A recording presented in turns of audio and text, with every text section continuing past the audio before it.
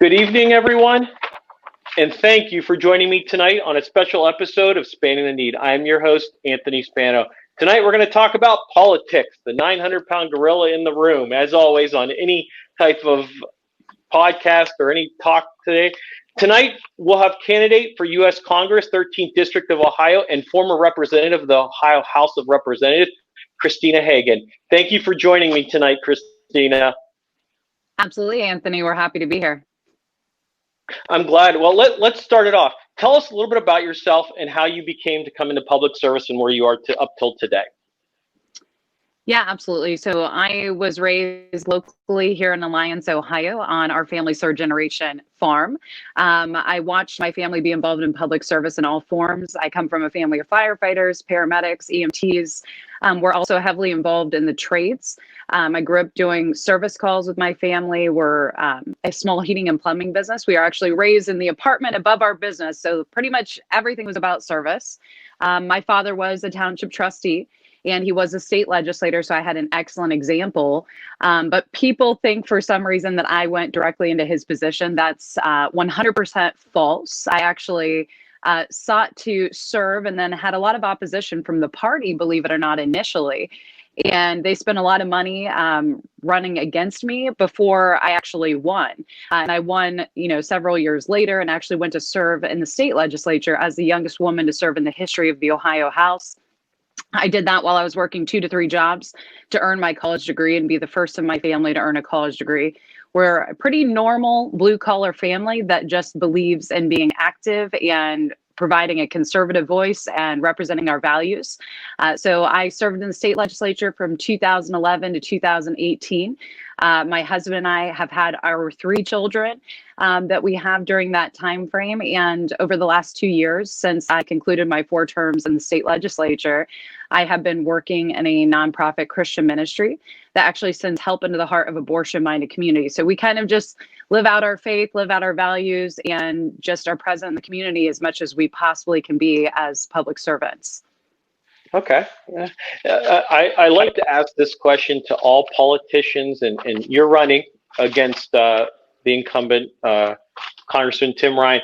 What makes you want to run for Congress? I like to ask that question for anyone that wants to run for public office. Yeah, so for me, it's about preserving our values, our freedoms, our liberties. Somebody like Tim Ryan wasn't all that egregious 18 years ago. He was somebody that I probably would have had coffee with and been very pleased to have as a representative.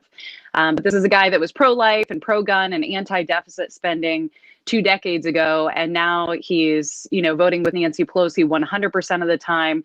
Last assembly it was 95% of the time, and he keeps saying he's bipartisan, but the reality is his voting record says differently. Ever since he ran for president, he's kind of gone to the egregious radical far left, and we saw evidence of that with his attack on our brave men and women in law enforcement with the letter he penned to AG Barr. So for me, as a mom who's sitting on the sidelines, who's a working class person who recognizes that we need a strong economy for jobs to flourish. I mean, I saw the headlines this morning that said, Warren and Trumbull are amongst some of the highest jobless rates in the entire state and even in the country. And we see just about a month and a half ago that Youngstown has the 2nd highest rate of poverty in the entire country for a city. We need change, and we need people who have common sense, people that balance their own budgets in their own households, and maybe have some experience in a state legislature like I did, where we were handed massive budget deficits from Democrats who were spending like drunken sailors and left us in a really bad place in 2011. We need common sense people that just care about getting us back on track so that we have something to hand on to our children. Because if our economy isn't thriving, neither will jobs, neither will opportunities. And just like I'm hearing every single day on the campaign trail as I'm out talking to voters, people are really upset about all of the loss that Ohio 13 has seen at unparalleled rates to other districts in the state. I mean, just the business closures alone, the job loss. People, I knock on a door and I tell them, hey, the economic opportunity could be better here. We have all of the resources. We have all of the skilled workers. We have everything we need, but the policies that allow for businesses to flourish. And they're like, you're not telling me anything. I don't know. I have to drive to Toledo for the same job that I had here 4 years ago. So I just think there's a lot of opportunity if we send somebody with common sense to help reverse these harmful trends of economic loss. Okay. Well, let me give you a stat. This stat was from July 27th till August 2nd for likely voters by the Peer Research Center that said the top four issues of likely voters, most important, were economy, healthcare, the Supreme Court appointee, and COVID. Those were the top four. How do you respond to that? Is that still now, as we're late into the campaign, we're less than a week from uh, the election? Are those some of the top issues that are part of you as well? Yeah, absolutely. So I've always said, unwavering is the need for strong economy and strong job opportunities. That never changes. And everything else revolves around that. If we have a strong economy and we have strong jobs, then all of those other things fall into line. And then people aren't relying on the government. They aren't looking to the government for answers. The problem is our friends in the Democrat Party have become the party of handouts. They want people to be in economic devastation because then that makes them king. Socialism is king, Democrats are thriving, and they reign forever. So the worse off a community is, the better off they are, because then they're the ones that provide the value to those individuals who could have that value individually. So you mentioned the economy. We talked about a little bit about the economy and just the needs there. I cut taxes, I reduced regulations in the state house. Fought really bad policies like putting a moratorium on hydraulic fracturing in the infancy of the Marcellus and Utica shale development. I was the vice chair of energy and natural resources. I served on our ag committee, small business economic development, public utilities. I was kind of on the front line of all of these really important issues to Northeast Ohio. And it was always almost playing defense. We couldn't even go on offense because the Democrats were always wagering that we shut down these opportunities. And so I think the best thing the government can do is get out of the way and allow industry and these different sectors to flourish in Northeast Ohio, which are so natural here because we have an abundance of natural gas. We could have an amazing supply chain, polymers, be one of the most substantial exporters of natural gas. There's so much opportunity here. If the government just moves out of the way, we're going to do great. But then you talk about healthcare. On the debate stage with Tim Ryan, I mentioned that I am a mother of three who does not have health care. My husband just had an unexpected eye surgery about 2 months ago where he was laid up for 3 weeks. Like, we are truly working class people on a working class wage, and we are paying out of pocket for our health care. So it is something that's very personal. It's very relatable to me. We're also young, able-bodied adults. The mandate that was put on us by Obamacare was absolutely egregious, to be forced and taxed to pay for something that we didn't choose by our own private sector and market-driven intentions to purchase. These are the reasons that the costs of everything are driven through the roof. I mean, there's no transparency. There are no market signals. So I'm a big fan of removing as much government as possible, but I will applaud the president for getting rid of that individual mandate. I do think the Republicans could have done much more. But there are some really important things that have happened, like protecting people with pre-existing conditions. I think that's absolutely reasonable. We need to care for people who have serious needs. I mean, the government is intended to be a safety net. It's just not intended to be a catch-all, and it cannot be a catch-all. We've proven that. We're $23 trillion in debt, and that's why I'm getting in the game, because my kids can't afford this country that we have created. It's just that simple. So, free market forces always are better. Price transparency so that we can actually shop around. When my son had croup last fall, and we were, calling our pediatrician, talking to different doctors, talking to the hospital systems, talking to the ER. I couldn't get an answer out of anybody on what the costs would be when we went in. Of course, we just went in because your kids, your family, your health is your first priority. But it's insane to me that as an individual who's purchasing a service, a good that is vital to the well-being of our community, that we couldn't get access to price points. Thank God that's changed since this time last fall when we were trying to shop around and find the best place to go. But at that time, I couldn't get access to that. These are the reasons that our health insurance premiums are through the roof. There's just zero transparency in anything. People should be able to shop across state lines. There's so many burdensome ways that we implode the costs of healthcare that we could do better as government officials to help expose and allow the market to drive. Okay, let's take a step back and talk about the economy. What plan do you have to bring jobs to the area? Yeah, so I think we have a couple of sore spots here in Northeast Ohio that are inhibiting our ability to grow jobs. First off, it's just the policies of the radical left that have, gone across all forms of government for a very long time. I mean, we're starting to see the local region breaking away from that. We saw Representative Don Manning, we saw Senator Rowley, we saw a lot of local officials, county officials. We see sheriffs that are crossing over to the Republican Party because of the egregious assaults on law enforcement safety services. We need to have strong investments in infrastructure. These are going to be bipartisan bills that make sense for everybody. I mean, if we don't invest in the infrastructure of Northeast Ohio, we're not going to be able to attract the manufacturing jobs that are going to be coming back from USMCA. So, reversing the harmful trends of NAFTA, TPP, the policies that have globalized our economy and sent our jobs overseas and made it impossible for us to compete. I mean, the $16 minimum wage that the president had us in USMCA so that we're not competing with $1 an hour labor will make a difference in our ability to compete in Northeast Ohio. So I agree, largely with the president's America First agenda. I would continue to cut taxes for working families, the Trump tax cuts, the middle class tax cuts. I would make sure that those are put into law permanently, not just through executive order. They went in and cut taxes, which is great, and we're all experiencing it. Most American families are seeing $2,000 less a year in taxes, which means they can put it into the local economy, which is good for Northeast Ohio.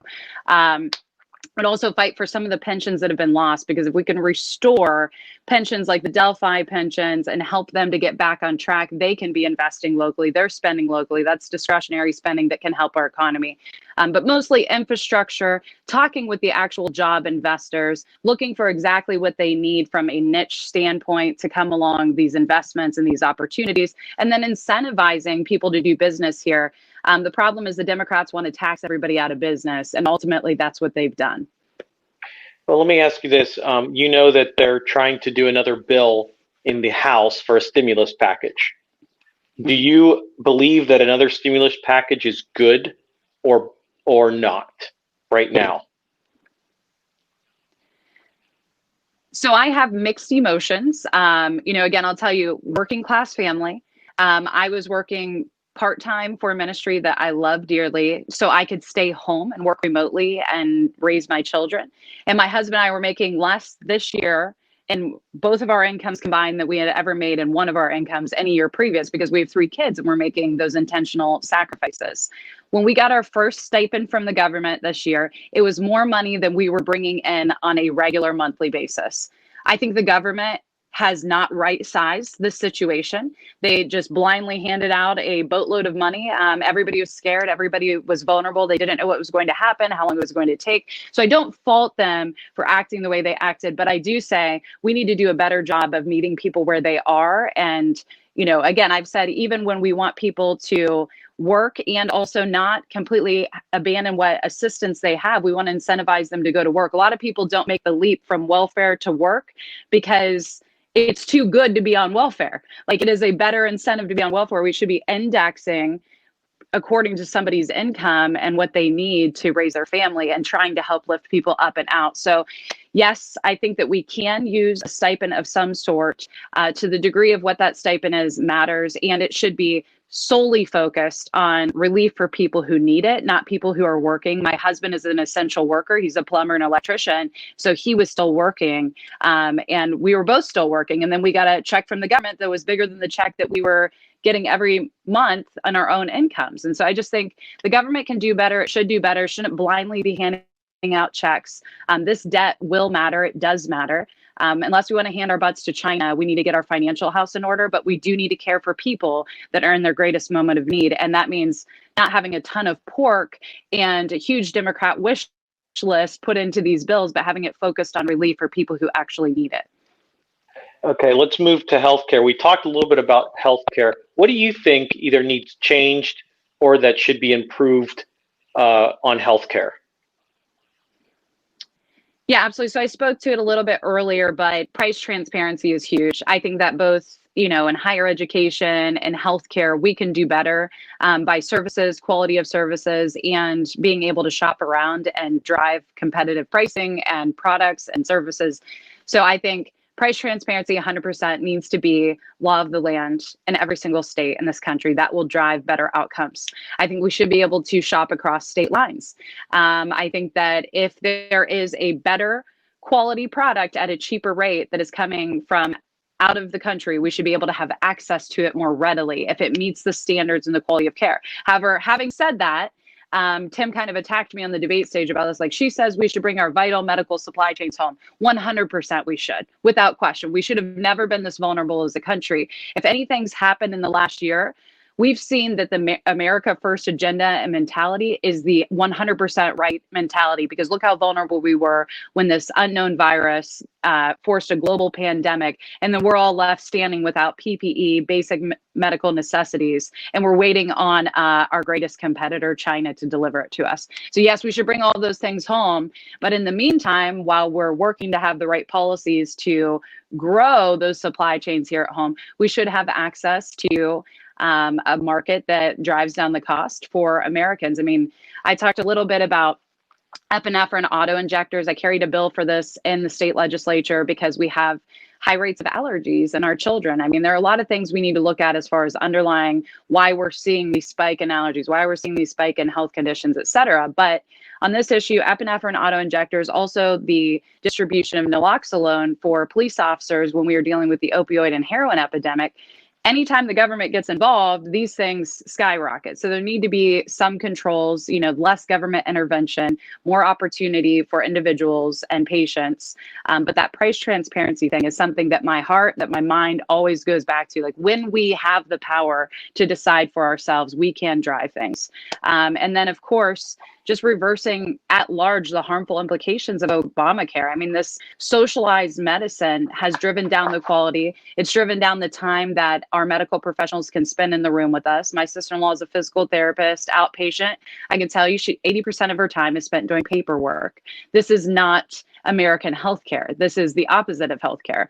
And just thinking about what we've seen over the last year, we have to be focused on getting people information, getting them opportunities, and ensuring that people have the care that's needed and the right size fit for their family. And let's talk about COVID real quick. Just a quick thing. And given the knowledge and the experience that we have now with COVID, would you change anything on how President Donald Trump or Governor Mike DeWine has handled the pandemic, if any? Yeah, so hindsight is 2020, right? I mean, in the moment, they both did what they thought was absolutely appropriate, necessary, and I think, curbed deaths to the degree that they could curb deaths. I mean, the president's approach at large was to give people as much information as possible, which is always my favorite approach from the federal government. A state sovereignty, give people information, let state and local governments do what they need to do with that information to best serve their constituencies. So the president was active on almost a daily basis. I've never seen a president do a presser every single day of the week. I mean, I was every single day as a working class mom. I'm at home with my kids. I'm working. I would take a break from work and I would listen and hear what Dr. Birx, Dr. Fauci had to say, because we were all learning. We were all, relatively scared of what was happening. I mean, my own mother, who lives 2 miles away, wasn't coming inside my home. I was not taking my kids to the grocery store. I was picking up my groceries instead of going inside. We were all trying to learn. So I never fault any of these leaders, whether they're Democrats or Republicans. They were handed something that we've never seen before. And, by all conservative estimates of, FEMA, all these medical professionals, CDC, we anticipated, no less than 500,000 deaths, and a conservative estimate. The fact that the president was able to contain that to less than 300,000, which would have been the best case scenario, we were really closer to 200,000 deaths, and most of those correlated with other underlying conditions. I think we're in a pretty good place as a country. We can have debates all day long about if we should have shut down the way we did, and we'll never know because we won't be able to have a placebo control on what would have happened if we didn't versus we did. But I will say the governor also acted very stringently. He acted quickly and efficiently, and he tried to protect people. I mean, I didn't enjoy the election being postponed. That was terribly difficult for me as a candidate. And as a mom, even a working class mom, like, hey, 2 more months of battling to the death with 6 guys who want you dead wasn't ideal for me. But it was a global pandemic. I mean, you have to make adjustments and recognition that they were doing the best they could in a bad situation. I think the government acted quickly. There are always, positive and negative implications of anything government does. I think, Governor DeWine probably saved a lot of lives. At the same time, a lot of people didn't get to see their family that was in a nursing home that may or may not have passed away during this time. And to me, I always, everything to me boils down to personal choice, individual autonomy, the rights of people to make decisions with their own personal health. And, now I would say we cannot shut our economy down. We cannot afford just the mental health implications alone. The numbers are coming back from the CDC. Now we know what we didn't know then. And, Correct. 96% of deaths having other reasons for that death tells me that this is not something that we should live in fear from. We should take care of our bodies, take zinc, vitamin C, exercise, wash our hands regularly, wear the mask if we need to wear the mask. But if you don't feel that you need to wear a mask, if you're a healthy, able-bodied adult who's not in a vulnerable population, we should go on living our lives, because we are in charge of a strong economy and we have to go out and live our lives. Education has to continue. And we just keep an eye on things, keep a tab on things, and live responsibly. And I think that's the best answer. But they both did what they thought was right in a difficult space, and obviously extremely different styles of leadership. But I think both were appropriate. And the president, he never gets acknowledgement for the fact that he immediately shut down and banned travel from China. That was very wise, beyond wise. He had all of what we needed. And, he brags about stuff. People don't like his personality. I love the guy, but people don't like his personality. But he got everything we needed. He had it available. The ships that were made available in New York, somebody who's constantly criticizing the president, everybody had what they needed for the worst case scenario. Thank God we never needed it. I was working along a financer of Lordstown Motors in the event that we would need to actually bring the production of ventilators here. They had a prototype in hand. Everybody was pulling together. And that's, in tragedy, we see the best of America. Usually, of course, we were coming up on a presidential election. True. Usually, so we were seeing a lot of nastiness. But the private sector was stepping up in ways they've never stepped up before. Like, hey, we want to do ventilator production. We have a prototype that we've created that we think could be transportable, easy to use. You could take it to a hotel, ship, wherever you need it, and get the job done. Thank God we never needed all of those ventilators. But I think moving forward, we need to be better prepared. We need to have a rainy day fund in the event that we ever need to purchase large lots of this equipment, of these PPE for firefighter, police, educators, all of our essential workers. And the problem is, my best friend, her husband is the director of, or he's a high-level trainer and director of FEMA, but he was for the state of Virginia as well. You can't purchase all of this stuff and have it because it gets outdated. So that's, that's where bringing our medical supply chains home is hugely important. So we have quick capacity to produce what's needed in right time. But we should have rainy day funds set aside for moments like this, because, whether this was weaponized, not weaponized, we know that the reality is viruses like this can be introduced to our global lifestyle, and we can quickly have our economy shut down like that. I think if anything, it's a wake up call to Americans, a wake up call to individuals, and just let us know what we need to do to make America strong. And I think we all know what it is now. And I think just to add on to that, I think the United States and maybe the world, we had this COVID and we're still in it, that it showed us our weaknesses that we can build on down the road so it doesn't happen again. Exactly. So, okay. So to voting. As of October 21st, at least 42 million people have voted nationwide. We're about 7-8 days away from the election. And what do you say to people that have not voted yet? I would just say vote like your future counts on it. We've seen illustrated this year some of the most radical, insane policies. I've been campaigning on an issue that I feel is pretty elementary. You support the people who protect your communities. My opponent, who's supposed to be this moderate, middle of the road, conservative guy you can have a beer with, nice person, went on the full-on attack of people in law enforcement and said they are racist and potential murderers. And he wrote that in a letter to AG Barr. And he was the most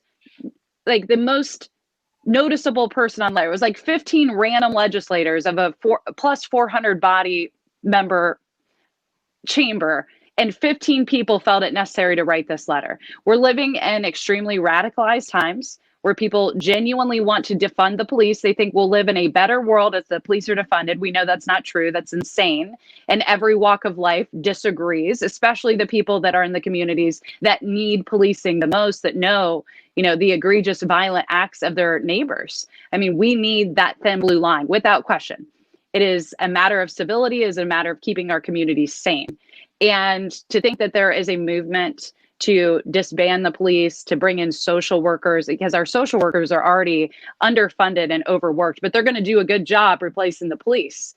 It's just a crazy time. So I would say you need to vote like our future counts on it, like the stability and sanity of our future counts on it. And you also need to vote like our economic future counts on it. I can't tell you how many investors have told me that investments stop on November 4th should Biden win. And that should be very terrifying for all of us who have been experiencing this amazing economy over the last 3.5 years. And nobody thought this economy would be possible. Pre-COVID, this was, unparalleled levels of winning. And every American was doing better. Every walk of life was doing better. Women had seen higher and better employment rates than they've seen since World War II, when they were running the country, because men were fighting. And so I just think if you're sane, if you care about the future, that you will look past personality, that you'll absolutely understand the policy and the implications of policy and of what people say and do. Again, Tim attacking the police, nobody asked him to do that. That was not a reflection of our community. We are not having the race wars that he claims were occurring, were not happening here. And people were living in unity. And people that want to divide our country don't have our best interest and our future in mind. People that want to strengthen our country. I mean, I think you vote for the candidate who wants to strengthen America, because when we strengthen America, we strengthen the entire world. People have not seen, the Middle East peace deal was signed. Amazing things are happening to create stability and sanity in the world, but it's just not talked about on the media. So I just think you have to vote for your future. You have to vote for your kids. If you think you're better off than you were 18 years ago, I'd say keep Tim Ryan. But if you know the Steel Valley can be strong, should be strong, and you want your kids to be able to be raised here and not have to move away to find jobs, then you need to vote in this election, and you need to vote for change. And I would be honored to have the support. I'd be honored to go serve and be a fighter and advocate in Washington, D.C. Well, Christina, thank you. And I'll end it there. And hey, everyone, get out and vote. Christina, it's a pleasure. Thank you for taking time out of your busy schedule again for joining me tonight. Everyone, if you want more interviews, check out anthonyvspano.com for more announcements, interviews, and other fun stuff. Christina, thank you. Good night, everyone. God bless.